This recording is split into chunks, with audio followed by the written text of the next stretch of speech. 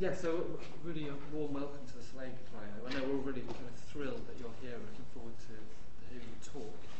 I just wanted to say a few introductory words. Clio is a filmmaker and artist whose work has been shown in cinemas, international film festivals and galleries, including Tate Modern and MoMA in New York.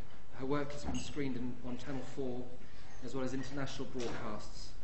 Clio is currently developing a feature film with Film 4 and the UK Film Council.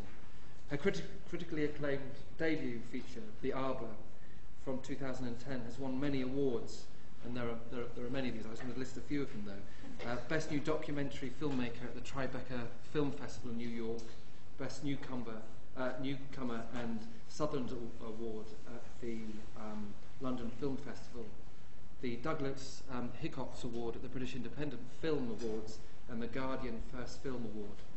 Clio was nominated for the BAFTA Outstanding Debut Award in February 2011. The Arbor was one of 4 projects awarded a commission through the prestigious Archangel Open. She's also one of the winners of the Paul Hamlin Award for Artists. And also Clio is reader in the Film Studies Department and Director of Undergraduate Studies for Film in the School of Arts, University of Kent. Thank you, Clio. Thanks. Yeah, and I've also been kind of in a bubble writing for quite a few weeks, so it's quite strange. Oh, sorry, yes. Can't get this open now. Sorry. Yeah, so forgive me if I'm a bit rusty. But yeah, thank you for coming, and thanks for that introduction. And I think one of the things about making the Arbor that was really lovely, because it is an artist film, it was commissioned by Archangel, was the way that it was sort of embraced, I suppose, by the film world in the way that it was. So I think that's very encouraging to anybody who's making work that's out, you know, that tries to address the conventions of film language, which is something that I've been very interested in my work, and specifically exploring the relationship between, I suppose, the real and the imagined, or documentary and fiction, and quite often what I've done is gathered verbatim audio and then constructed images around that audio, and I've been making work for quite a long time. I know Dryden and Jane through, you know, having through, you know, from years ago. But I'm going to talk about 4 pieces of work. So I made a piece in 2004 called Road Race, which was a gallery installation, a 2-screen gallery installation. And I think maybe what I'll do is I'll show it to you first, and then I'll talk about it. So that's on here. So if I just press play, it should go, shouldn't it? Yes, please. Oh, that's playing double speed. Get a little piece of land to put it on, which is their home, you know what I mean? They like 8 times out of 10 the council come and say, nah, you're not allowed that.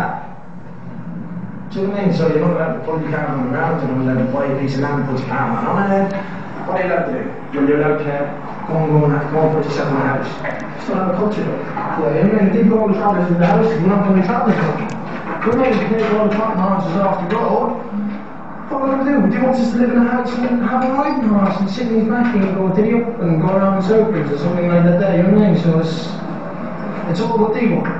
What about like if you got a woman out of riding school coming up riding a horse, just jogging along like we see every day in the countryside? What happens if the police pull them beside him, shot past him and say, I've got to get this car off the road? Well then, the reason why they don't do that is because they know that woman on that bank has education, probably know the law, go to the solicitor, and probably the judge will probably look at her as an equal. But everyone you ask, you've always got the best. Everyone's got the best horse in the country, so... no, I won't claim I have.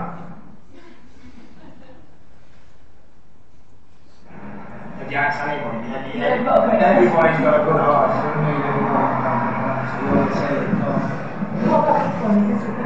This is a championship fight today. This is like 2 of the best in the country, and then it's like they've priced it in the bank on them by them, so she wanted them ones, you know what I mean? So, but you have like races every week, and also like there's 4 races here on the day, usually there's only 1 or 2. Well, this is one of the big ones, like this one. See who these races to see how they get on. Yeah. So I'm going to try and challenge one of them after the race. Which one's that? Is that the one? Martini and Splash. Oh, Splash, yeah. It's the big race. So which one do you think you're going to challenge? Well, he said this is going to be his last race. I just had a chat with Splash and he said this is going to be his last race. He said he's not going to race him anymore, so he's going to look at Martini. It's not illegal. This is not illegal. Yeah? All the police looking at any books, it's not illegal. Any police can follow it. But they can come and arrest you off the road for doing it. And charge you under something like reckless driving or whatever, you know what I mean? Reckless behaviour, whatever, and so on. They can hit you with 100 times. But really, you look at horses on roads, that's not illegal. Riding it off. And this is what happens when I'm angry.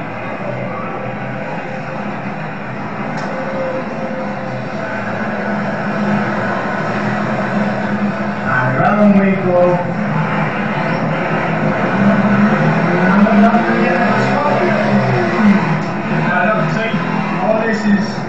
This is how we're going to read this out.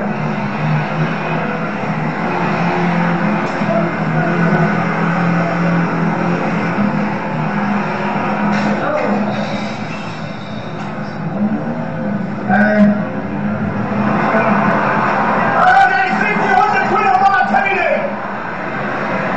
Trying to get a better Martini, though. Splash behind.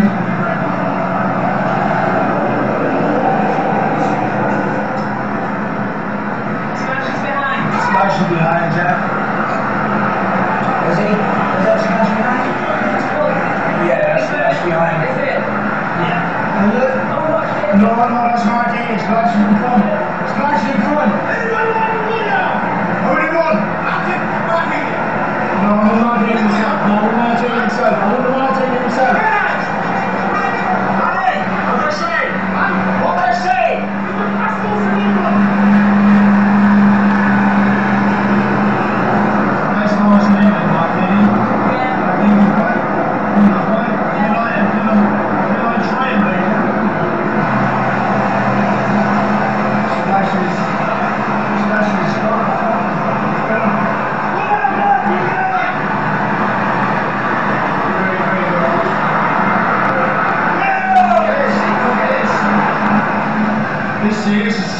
This ain't about the race now, this is about the sellers.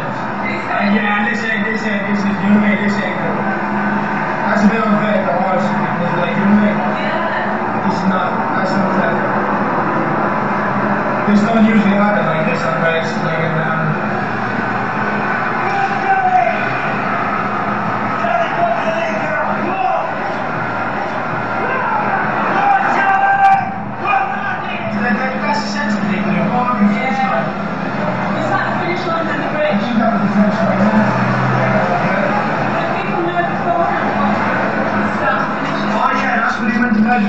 That's what he did. Right. We'll call for a name.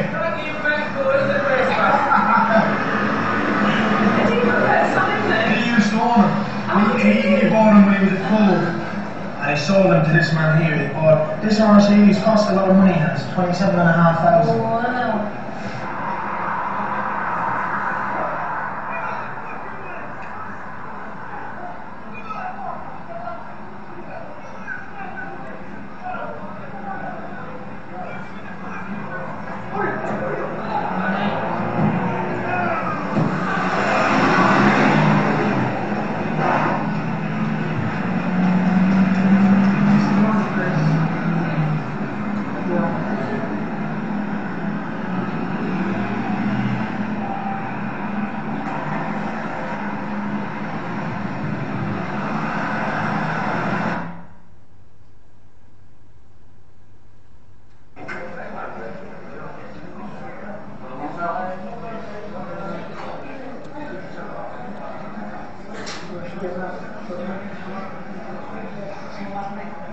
How do you decide what is the start and what is the finish of the race, and when do you decide You go in like the latest car there, really, for the latest dials on the clocks, and then you just press the mileometer in, and then you go from there and say, right, we'll start there. So you start the clock there. When you get to the 2 mile, put something in the road, or try to get it to the nearest sign. There's a big sign, it's just over or just under, we go to that. And that's how you know we start from there.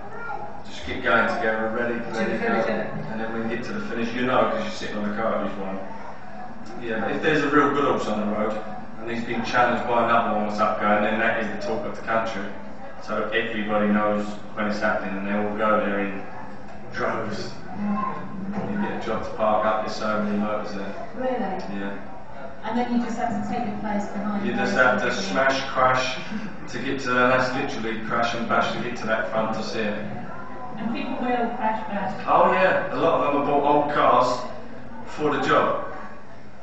Really? Yeah, honestly, most of them have got all brand new cars, and they like to show them, but they don't like to crash them. So have you got But you get someone with, oh, well, I had a new truck and I took the side of that out. It cost me 200 just to get the side done on the door. Bought me as a pole, broken about 5-6 months old. Kept turning away, bringing back. Now he's 2-year-old, ready to go. What's it called? London Town. You've got to race the best to be the best. No racing rubbish because you've done nothing. You don't put no value on yours. Yeah. But if you're beating the best and you happen to beat them, then you're worth big bucks.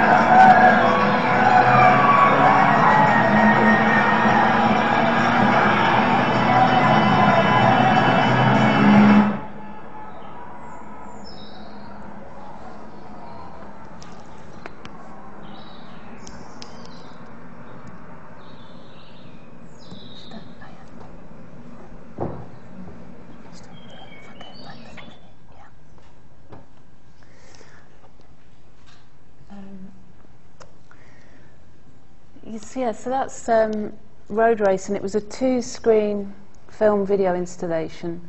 And, well, as you can see, the subject matter was this hidden, elusive tradition of illegal horse racing on the roads, organised by gypsies, that take place on motorways in the UK on Sunday mornings throughout the winter. There's a season.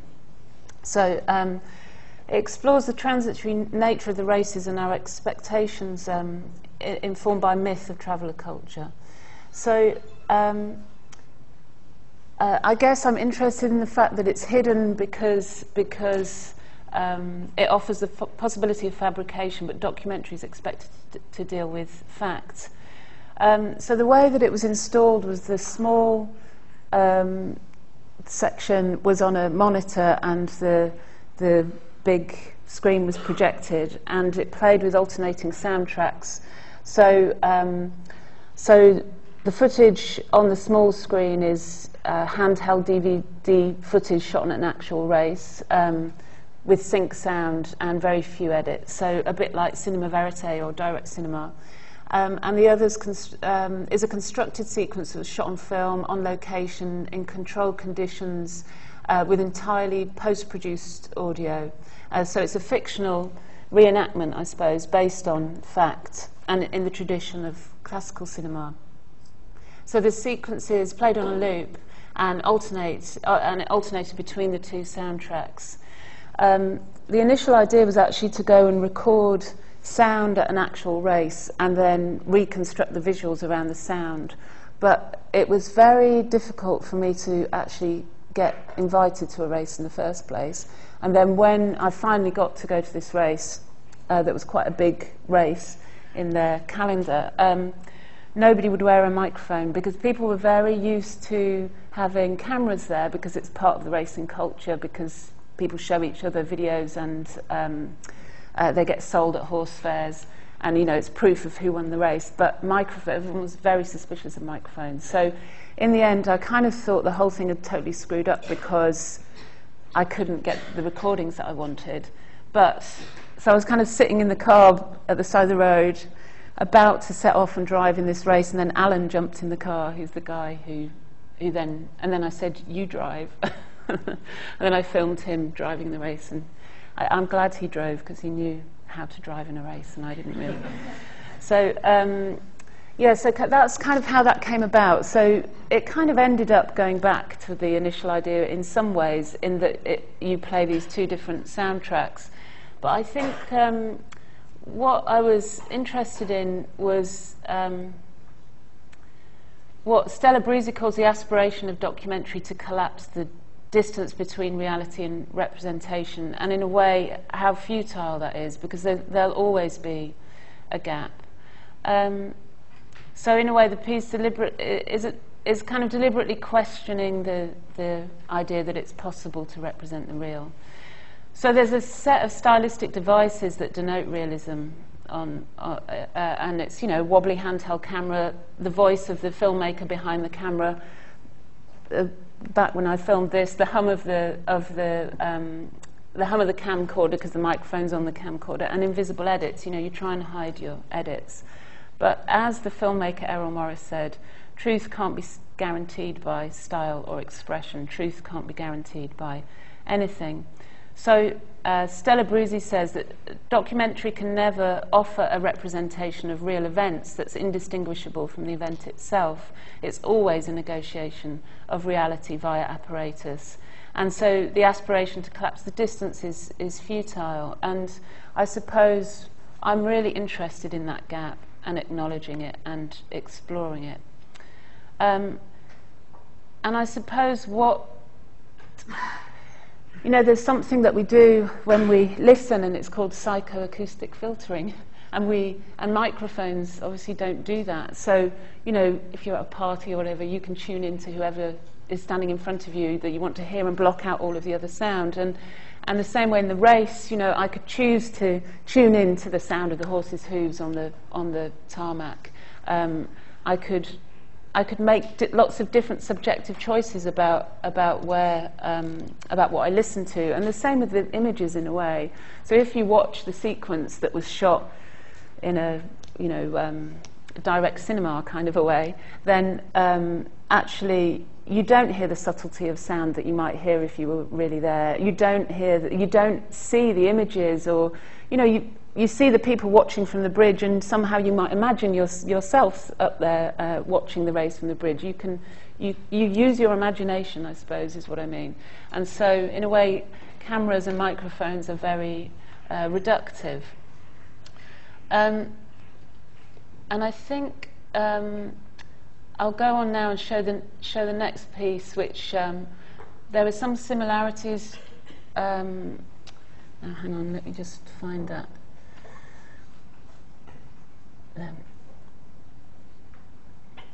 Okay, so this is it's a similar thing in that the audio is kind of verbatim audio, in that it was recorded at, during a session of hypnosis, and then the images were constructed afterwards. So I'll show that, and then I'll talk about it.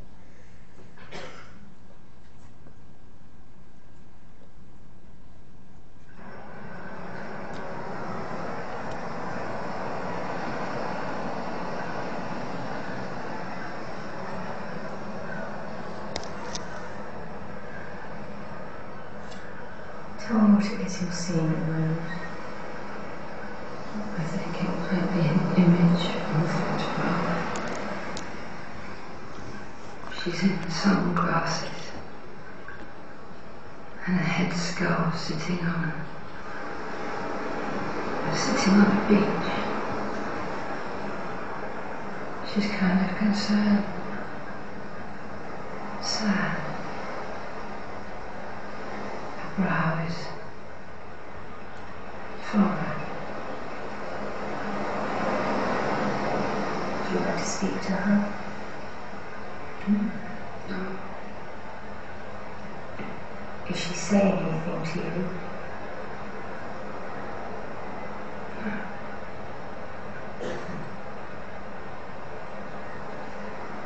What's your sense of her? That is a bit of a performance. For her? Yeah.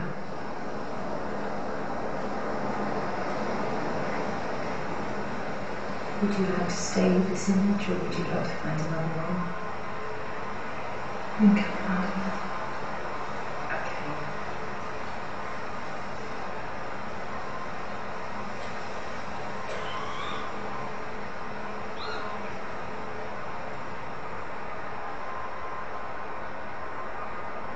Are you saying anything?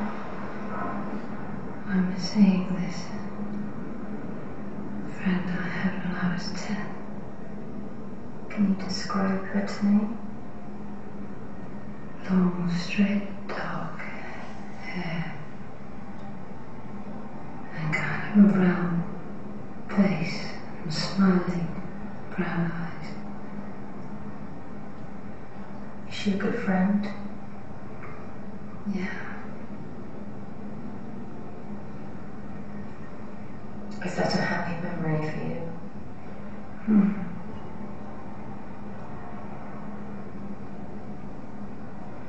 Is she saying anything to you? No. She's just smiling.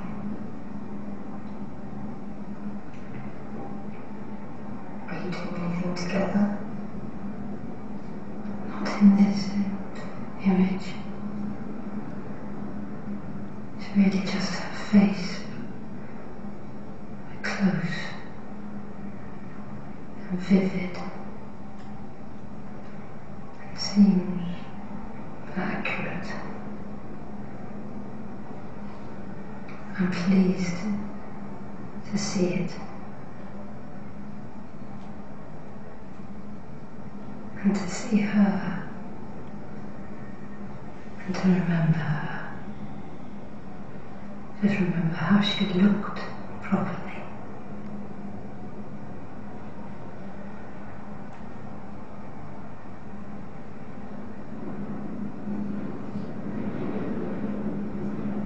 Okay. Should we move back further again to when you were around 6?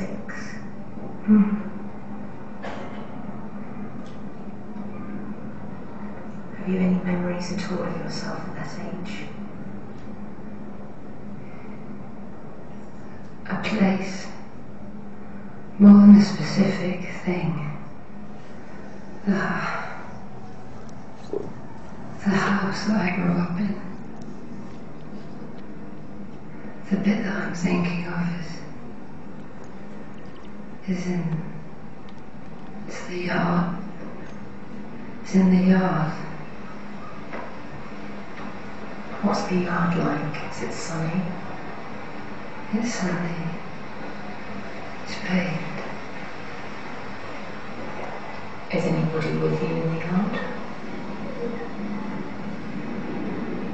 My brother and my sister.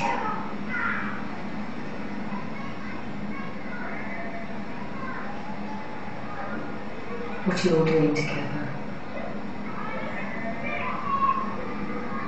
Nothing. It's a good feeling. And it's very free.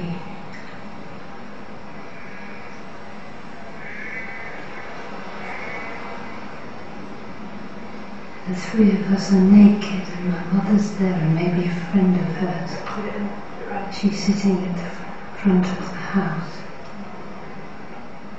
And she's been cutting her hair, which is why we're naked.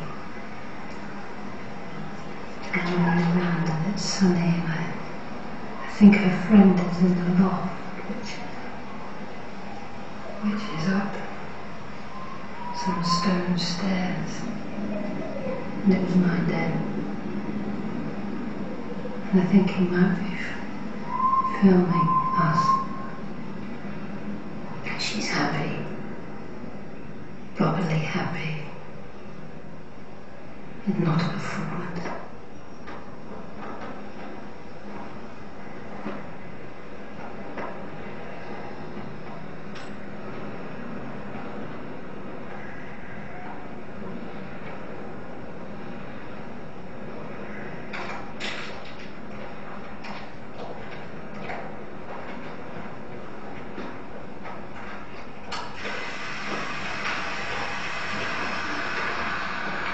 So you can see, is she smiling?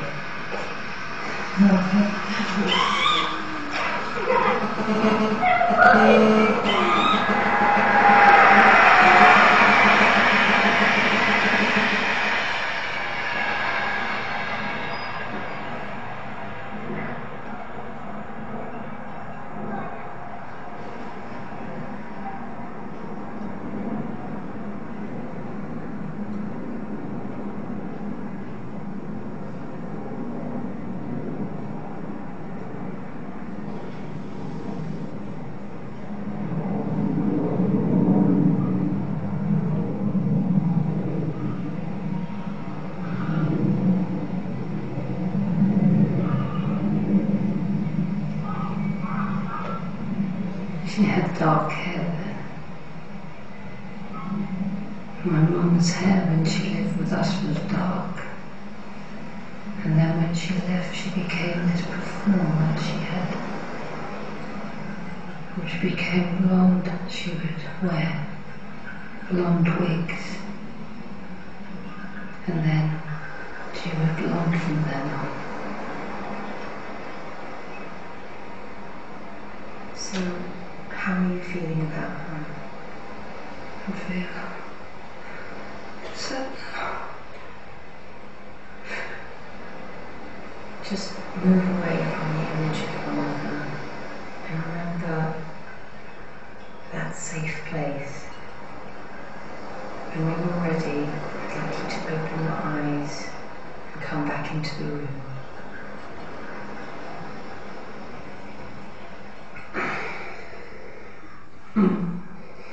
Seems very bright in here.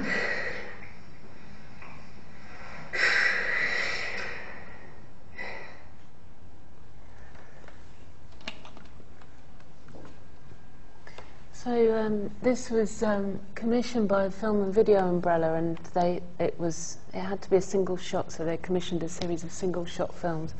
And I guess part of what I was interested in is that a single shot has to be, time and space are continuous. But but in this hypnosis, it was remembering family photographs under hypnosis, and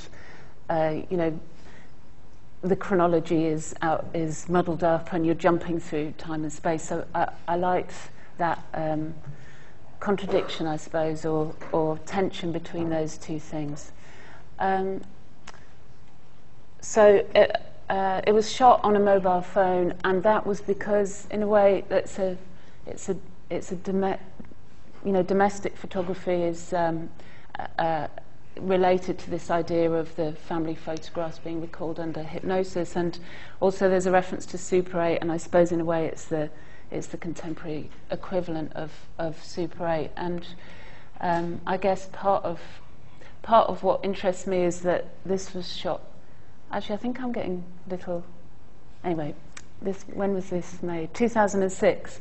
So, and the technology's dated already, so I think this looks quite dated mobile phone footage. And the idea is that it records now, but as Susan Sontag and Roland Barthes and all those people who've written about photography, the contradiction is that it tries to capture now, but it becomes actually, I think Susan Sontag uses this term, time's relentless melt. So I think that Dark Glass is concerned with layers of performance. So whilst under hypnosis, the subject is questioning the authenticity of her own account, and I think that's reflected in the images that she sees.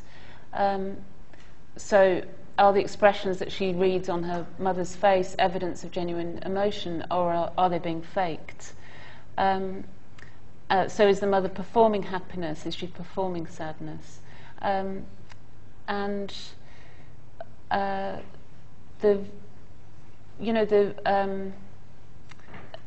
I cast an actor to play the mother, so she's performing somebody who we're questioning whether she's performing or not. And the piece also has this circular structure that's very deliberate. So the final image of the piece is the reverse of the opening. So to begin with, we see the image of a child looking at her mother, and it ends with the image of the mother looking at her child. But the implication here is that the ellipsis is from childhood to adulthood, but it happens in one continuous take. So that's Dark Glass. Just thinking about the time now. So I was going to show two more pieces, and the next one is called Plotlands, and then I thought I'd talk about the arbor. So with Plotlands, I made this for the Whitstable Biennale, and actually I tried to not make a film, but ended up making a bit of a film. But it was actually about this makeshift community on the marshes at Sea Salter, which is near where I live, near Whitstable. And it was this kind of plotland community that when I first moved there, you'd see from the train, and it gradually disappeared. And I got very interested in this plotland community that had since disappeared, and I wanted to do something to mark it. So I made an artist book that was given out for free on the train. So it was a piece of public art. I've never made public art before, but I wanted to make something that was very transient, very ephemeral, that you may or may not notice. So there was a projection on the marsh of one of the shacks that used to be part of this community burning, and then on the train there was an artist book which had extracts from a book called Arcadia for All by Colin Ward, reprinted in it, where he talks about plotland communities and how they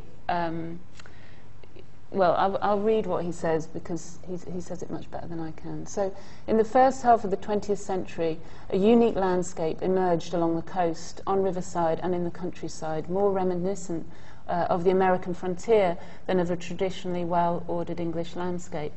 It was a makeshift world of shacks and shanties, scattered unevenly in plots of varying size and shape, with unmade roads and little in the way of services.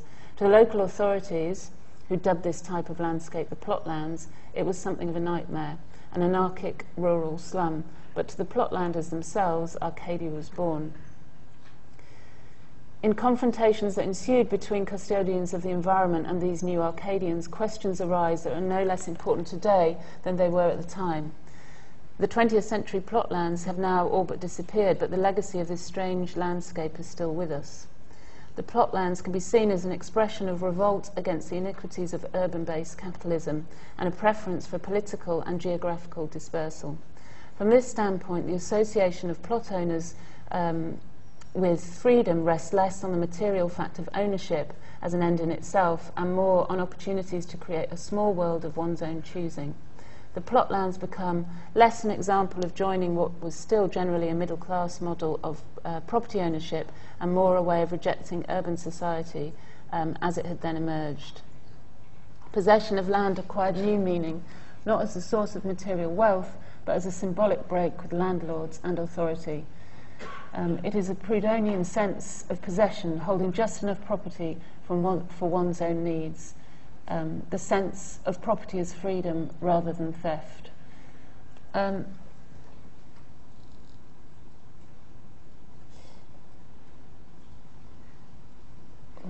Okay, so this is what you saw from the train, and that's a replica of one of the shacks that was on the part of the plotlands.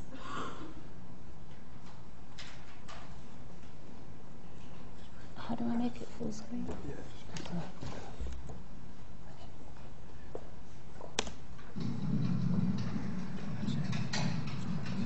Yeah, thanks.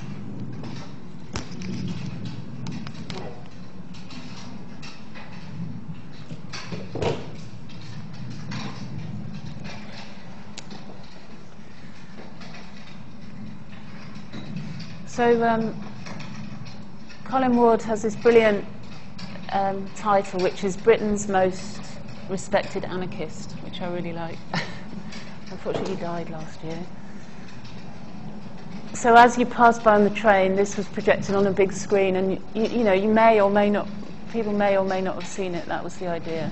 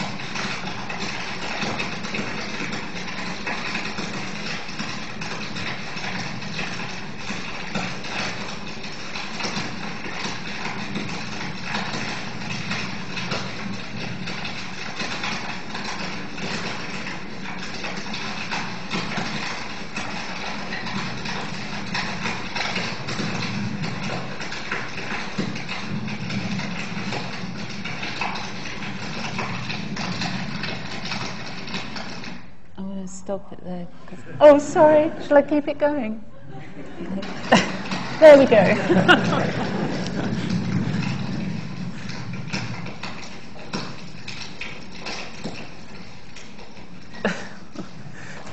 Maybe that was cruel. I was worried you might be getting bored.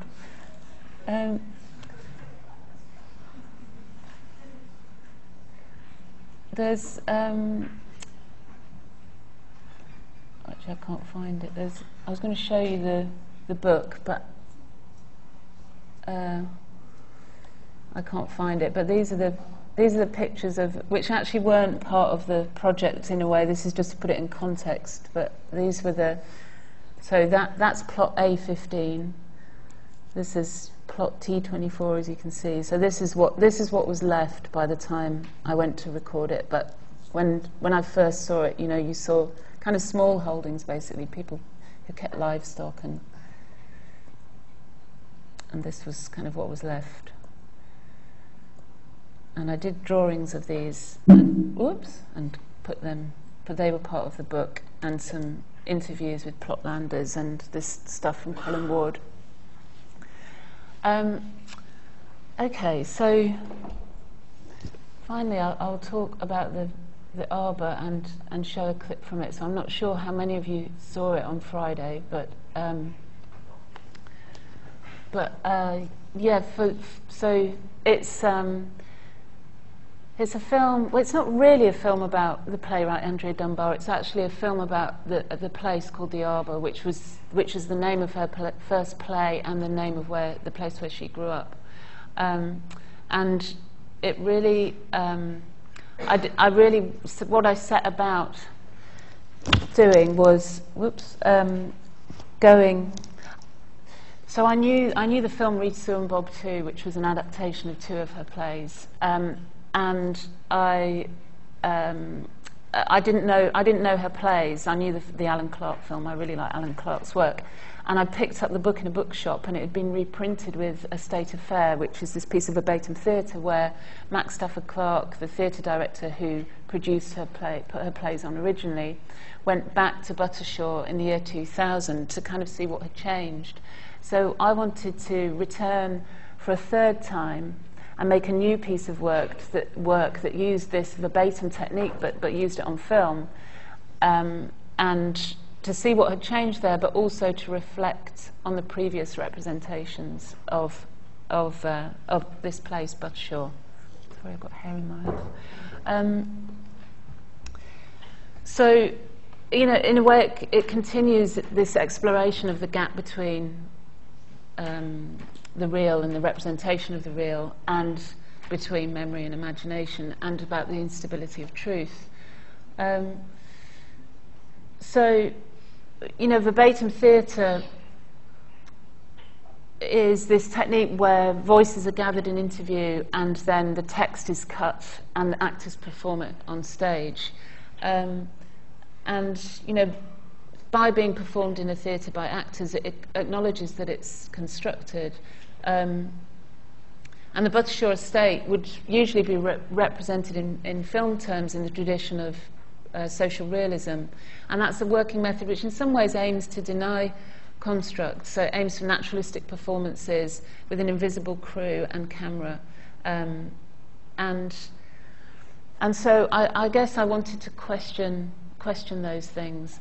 And in a way, verbatim theatre is a kind of documentary theatre, but if you take that technique and you apply it to film, it draws your attention to the construct, to the fact that it's constructed.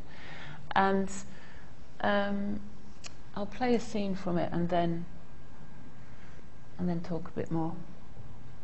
Okay.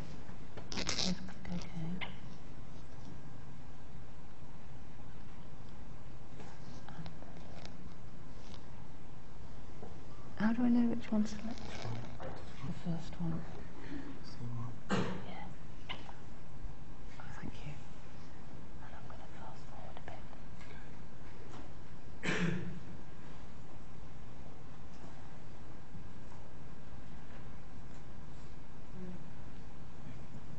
Actually, I might as well put it up there.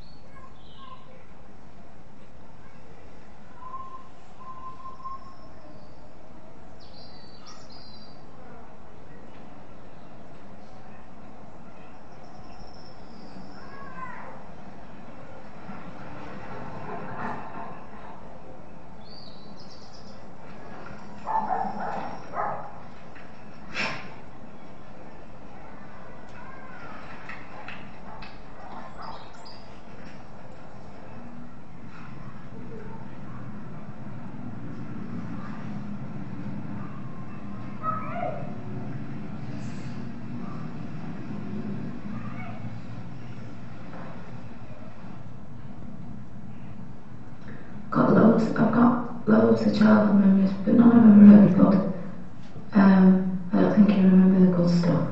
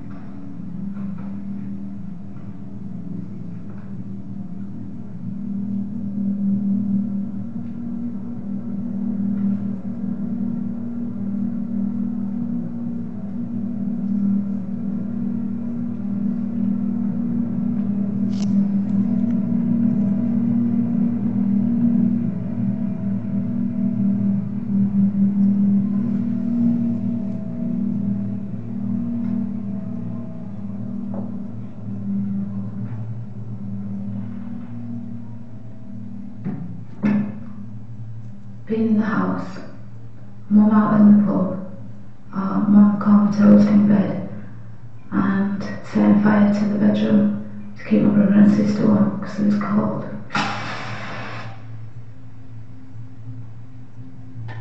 I can remember Lorraine setting the bedroom on fire, and I were only young then, I was probably only about 5. But still to this day, if you talk about it to my aunties and stuff, and this sort of thing, we don't know which one of you it was. And I'm like, it won't be, because I can actually remember it to this day. She was messing with matches and the mattress caught fire. You know, back then you didn't have the double glazing and stuff that you get now. You know, the house was horrible, no carpet, no central heating, locked in a room with no door handle. And standing at the window shouting for help, because the fire had got out of control. But I think it was actually me, but when we shut the bedroom door, the handle fell off the door on the inside, so we couldn't get back out. So we run the handle on outside. But I think it was me that actually brought that, because I think I started unscrewing it with a knife or something. Just being mad kids. My mum used to take the door handles off, and she used to come in the bedroom and check there was no knife or forks, because if you got a knife or fork you could put the handle in to get out of the door. And we never used to get out of the room until Mum was up and she was ready to sort of release us from a prison, if you like. I can actually remember my mum when we lived at Edging Gardens. I can always remember staying up late writing. Well, now I know what it was, do you know what I mean? But when we were kids, we never knew what she was doing. But she used to stay up late and just write and write and write and write. She'd have a bit like A4 sheets of paper, just loads of them on bed, and then, because I can remember Andrew once pulled them off at bed and she had to restart them out and put them back in order.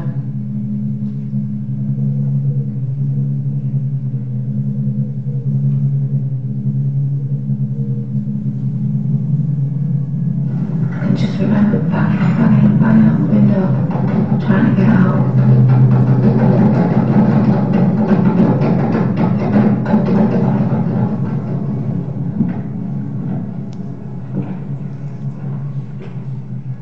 And there was a woman that lived about 2 doors down, she was a bus driver. Well, it was her husband who got a ladder up to the back window and got us out the window, and I can remember my mum, she was going to stir crazy. It was mad. That was mad, that was.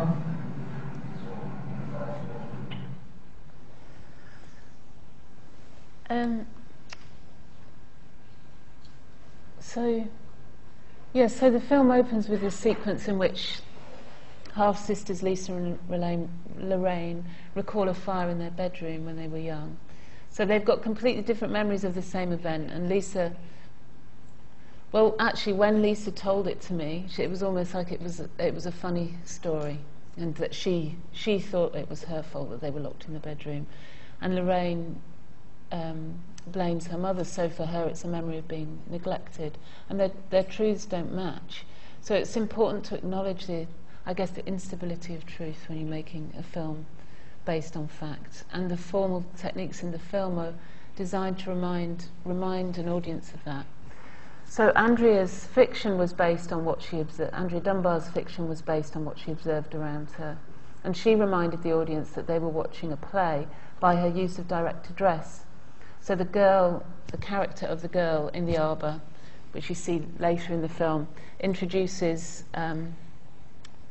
because the arbor is performed on the street, the arbor in this film, and the girl introduces each scene. And I see the actors lip syncing as performing the same kind of function, so it reminds the audience that you're watching the retelling of a true story, and I think it's crucial that we remember it's the retelling of a true story, it's not a true story. So I use the technique in which actors lip sync to draw attention to the fact that documentary narratives are as constructed as fictional ones, and I want the audience to think about the fact that the film has been shaped and edited by the filmmakers. So through these formal techniques, I hoped that the film would achieve a fine balance, so that perhaps paradoxically the distancing techniques might create a closeness, allowing a kind of push-pull, so an audience might be aware of the shaping of the story but simultaneously be able to engage with it. So we've got 10 minutes for questions now, if anybody has any questions. It's always hard to ask the first one.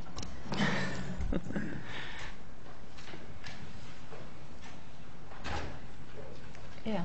In watching the movie, you showed a lot of the real footage from news clips and things. And you saw all the real players in this situation, except the two daughters, right? That you not show the two sisters that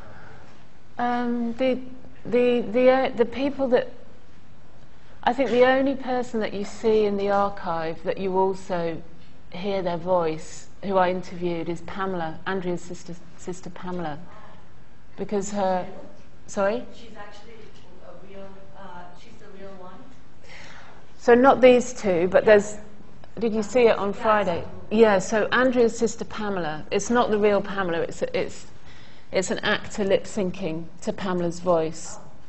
But what I'm saying is that in that archive footage, you see an image of Pamela.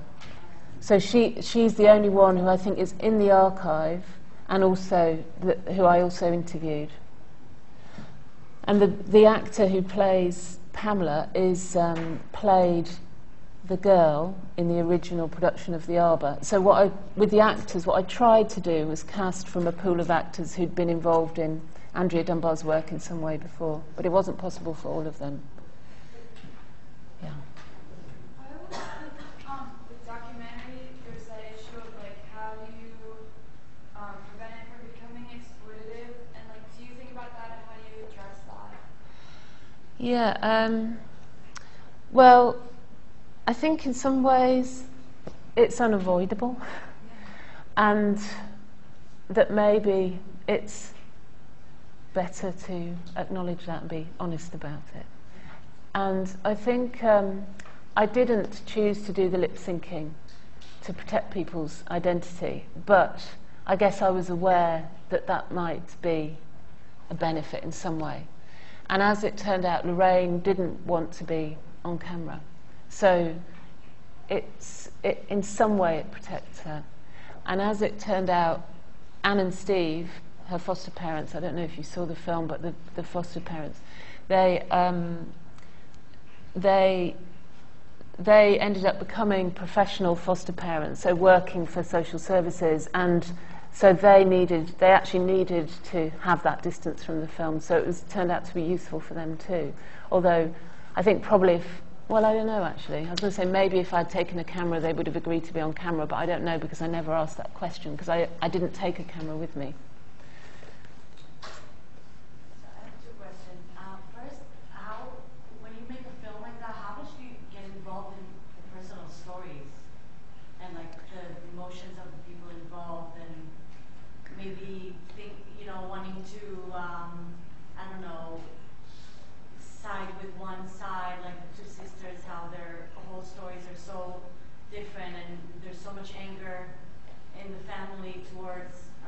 her, and how do you like resolve that? I don't think it's Or maybe possible. you stay detached, I don't know. I didn't stay detached, and I'm not a documentary filmmaker, and I'm not an investigative journalist, in a way, so I didn't stay detached. And I don't know whether that's a good thing or a bad thing or the right thing or the wrong thing, but I didn't. But the thing that was very difficult with Lisa and Lorraine, because they completely disagree with each other. And you're right, Lisa's very angry with Lorraine, and that it was hard to try and balance it or make it work. And I think Lisa's voice is absolutely crucial in the film, but I think the difficulty for Lisa is that in the end it's Lorraine's story, I suppose. So but I think that Lisa, the role that Lisa plays in the film is essential. And yeah, it was very difficult, and the family is quite fractured, and yeah, so it was tricky. It also shows really well how in a family there's so many different stories, and it's such a it's a very I don't know, it's just interviews. I don't think you really kind of show how what kind of a gap there is between one person's view and another person's view of the exact same relationship or what happened in the past. Yeah. How did Lisa and Lorraine react to the film? Lorraine reacted very well, and she was the first person to see it, and she saw it before it was finished. And when I say well, I guess she's what her exact words were, that she was very raw from it, but in a good way, was how she described it. And she took a lot of people to see it, and so I think for her, she responded very positively. Lisa is more ambivalent, so she came to the screen. It had its first screening at the London Film Festival. We sat together and watched it together, and she's been very supportive at times, and then she withdraws. And I think she probably will always have that relationship with it, where she, and then she'll send me messages. Oh, my friend saw it and thought it was really moving, and I think it was a good thing. And then the next thing, I'll get an email where she's cross about it again. So she shifts.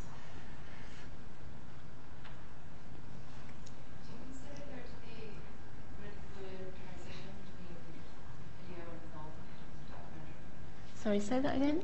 Do you consider it quite a fluid transition between film and video, or in like a specific case of documentary? Well, between fiction and documentary, you mean? No. In terms of like making work as a video artist and then presenting it as film. I think I've always sort of been somewhere between the two. So I'm not sure if I'm quite answering your question, but do you mean, can you ask it again? Well, I'm just wondering how you see video works being separate or connected to film. Okay, so I think the Arbor was made for a very specific context. So it was made for cinema. It was made for a cinema release. So that was a very particular context. I think that Plotlands was made. It was a piece of public art. So it was another completely different context. I think the same with Dark Glass, it was actually this kind of the commission was for it to be this multi-platform thing. So it was to be online, that you could download it onto, you could watch it on your phone. It played on these screens around the country with these other single shot films. So it had a very specific context.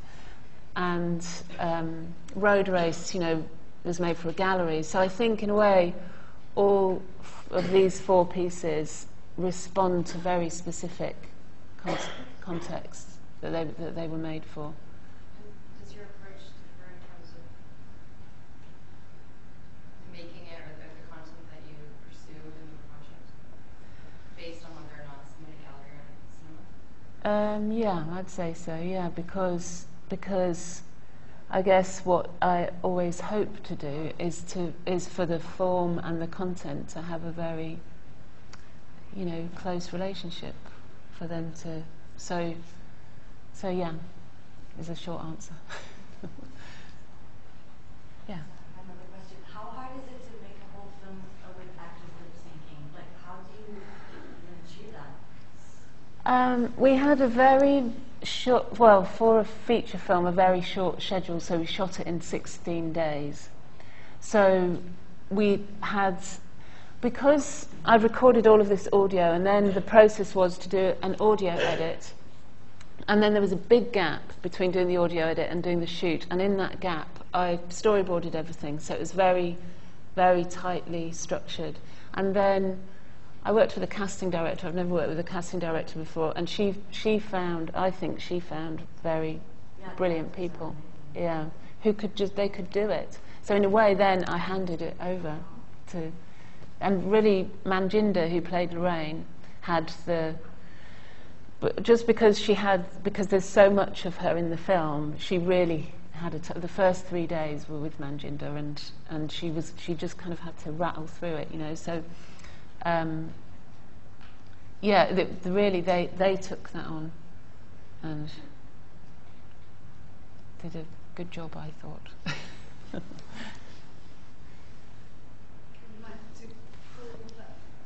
you so much. Thank you. Yeah.